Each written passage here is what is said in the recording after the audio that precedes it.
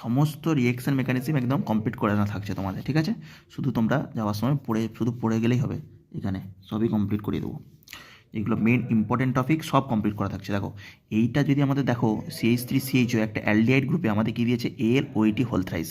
এইটা কি মানে, এটা মানে কি, একটা অ্যালডিহাইড গ্রুপে CH3CHO, এই যে অ্যালডিহাইড গ্রুপটা, এই অ্যালডিহাইড গ্রুপে যদি আমাদের AlOH whole thrice, OH whole thrice, এটা মানে কি রিয়াকশান বলো তো?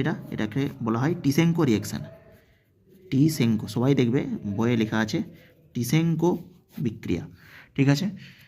এই টিসেঙ্কো বিক্রিয়া কী হয়, যদি আমাদের রিয়াক্টেন্ট সাইডে দুটো কার্বন থাকে, একটা দুটো, প্রোডাক্ট সাইডে হয়ে যায় 4টে কার্বনযুক্ত এস্টার।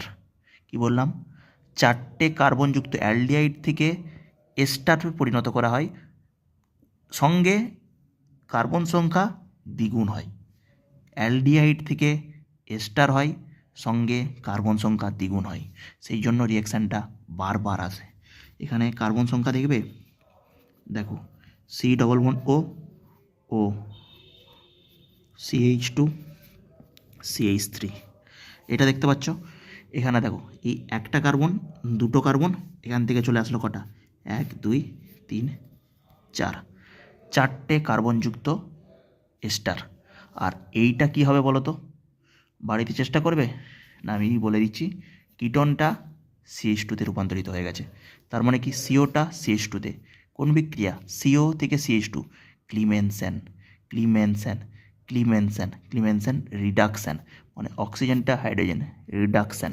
মানে এখানে কী দিতে হবে, এটা ZnHg concentration HCl, ZnHg concentration HCl। ক্লিমেনসেন করতে পারো, যেটা অ্যাসিডিক মিডিয়ামে হয়, নয়তো উলফকিসনার, যেটা বেসিক মিডিয়ামে হয়। তুমি এইটা দিলেই হবে। এতে তাহলে কী হলো, ZnHg কনসেন্ট্রেশন HCl, আর পি প্রোডাক্ট কী তৈরি হলো, 4টে কার্বনযুক্ত এস্টার।